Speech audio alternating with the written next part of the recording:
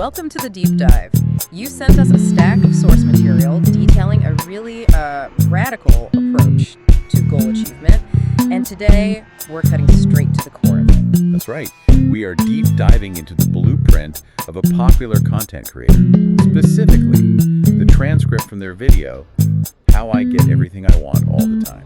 And it's a philosophy, often just lumped under the umbrella of manifesting. Yeah, but we found pretty quickly it has, almost nothing to do with passive visualization. Absolutely. So our mission today is to pull out the highly actionable, I'd even say aggressive, steps she lays out for turning these big, seemingly impossible wishes into cold, hard reality. So if you're tired of just hoping for your future and are ready to be told exactly what daily labor is required, you are definitely in the right place. Okay, let's just jump right in, because the creator starts by confronting the biggest misconception head on. The common wisdom everyone hears about manifesting is basically, believe it's yours and it will be yours. And what's her response to that? It's just a decisive, immediate no. She says, no, wrong, that is not how it works, you need to work. Wow, okay. Just instantly redefines the entire framework. It's not about attracting something, it's about executing. The whole thing collapses into two very active steps. One, I want. And two, now I'm gonna get it. That's it. That reframing is key, because it shifts the focus from desire to engineering. But even the desire part is intense. She doesn't allow for any vagueness at all. No, not at all. You can't just say, I want to be successful. Right.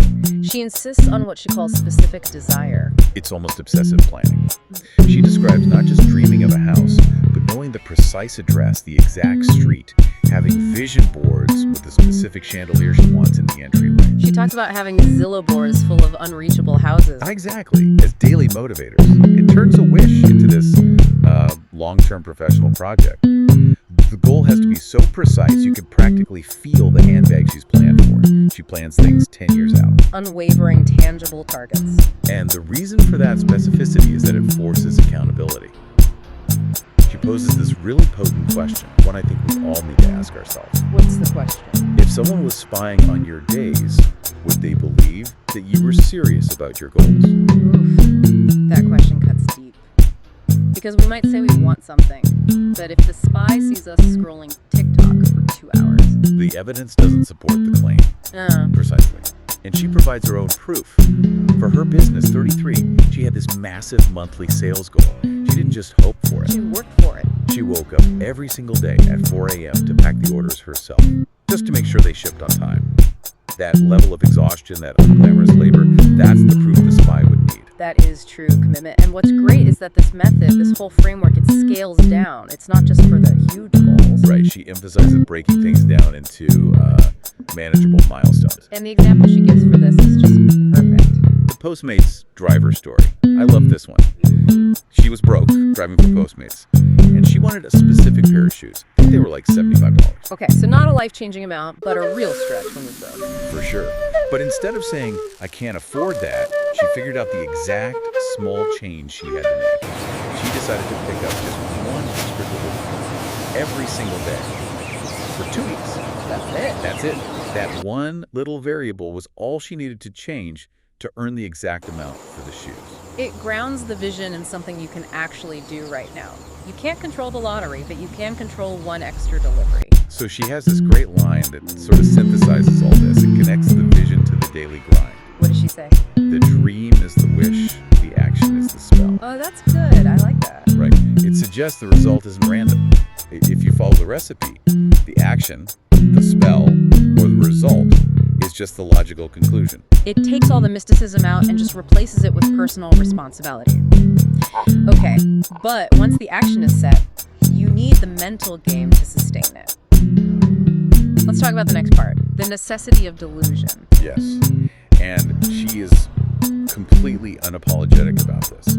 She says you have to genuinely believe you deserve what she calls delusional things. And why is that?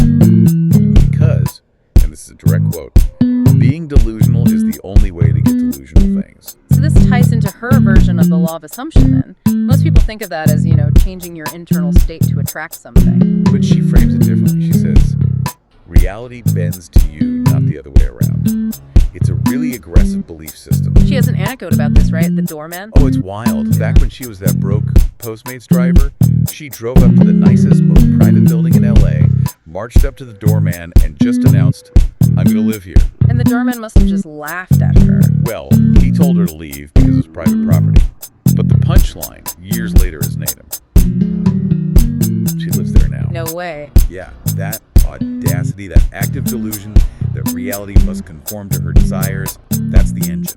But hold on, doesn't a mindset like that lead to massive disappointment? I mean, what about the limits of delusion? She actually addresses that, and with a great sense of humor. She talks about being 1,000% sure she would win the lottery. Like, truly believing it. Yeah. And being genuinely confused when she didn't. But she still plays. Yeah. And her logic is simple.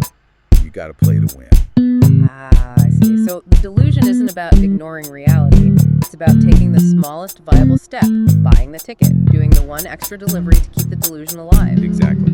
It changes fake it till you make it from pretending into intensive practicing. You're rearranging your immediate reality to rehearse for the long-term vision. And this is where those really tangible, almost strange examples come in. The fake jewelry. Yes. She used to place cheap jewelry around her house, but she'd put it in real high-end boxes. Tiffany's and Cartier boxes. Why? What was the point of that? It was about the sensation. Every time she saw that $100 ring in a real Tiffany's box, it cemented the feeling that her life was already one of luxury. She was practicing living in that state. That reminds me of the story about the floor tiles. Yes, the ultimate example of reality rearrangement. She wanted real, expensive marble floors in her future home, but obviously couldn't afford them. So what does she do? She installed fake, like marble contact paper or temporary tiles on the floor of her old place. And she literally walked on those fake floors for years. As a physical rehearsal. A physical rehearsal, until one day she was walking on the real deal in her dream home. It's almost like the daily discomfort of the fake marble is a constant reminder of what she was working for. But let's be honest, if you're telling doormen you're going to live in their building and filling Tiffany's boxes with fake jewelry. Practical side. Yeah. So does she talk about the social cost of all this? She does. And she's very direct. You simply cannot care what other people think. The whole point is to power through that early judgment.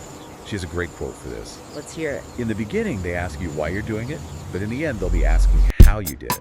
That's powerful. It gives you permission to look a little ridiculous now for a massive goal later. And that willingness to look ridiculous extends outward, too. Absolutely. Moving into external tactics, she emphasizes boldness and asking.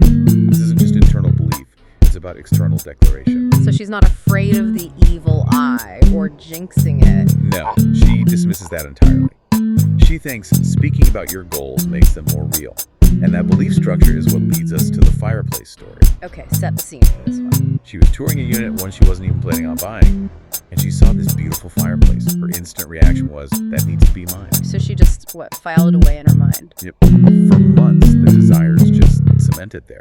But she doesn't just wait. Months later, she runs into the new owner of that unit in the elevator.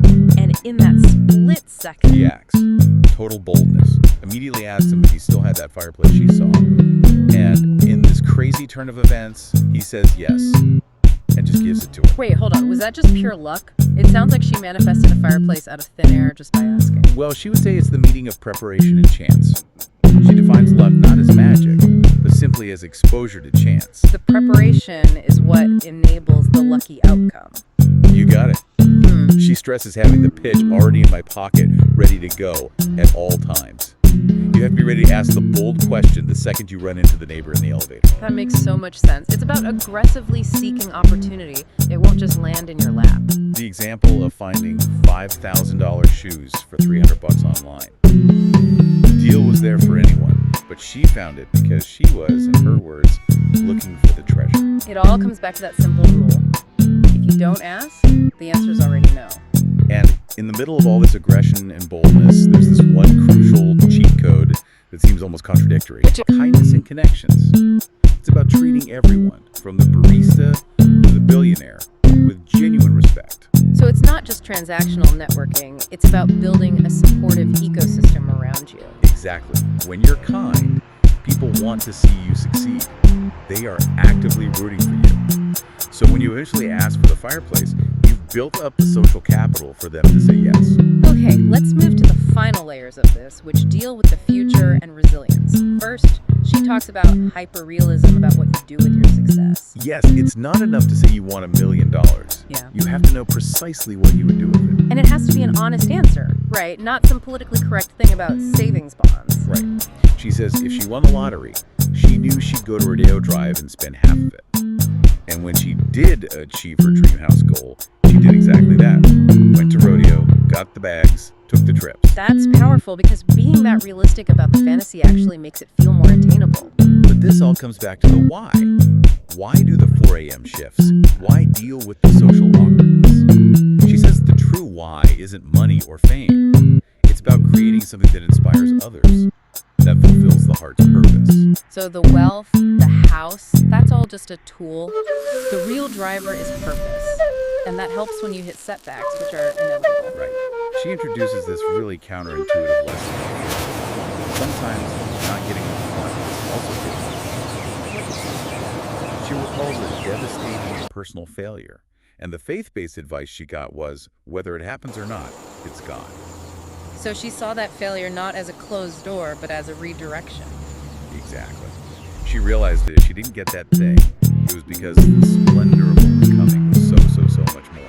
That belief system is critical for perseverance. It is. She frames success as a numbers game. Even if a goal takes 10,000 tries, her commitment is to be the person who tries 10,001.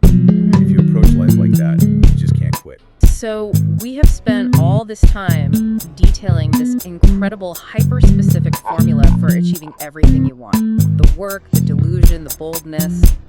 It all sounds like a guaranteed path. It really does. And yet, this entire framework is capped off with this crucial, hard realism zinger. After detailing her whole recipe for success, she admits, I don't.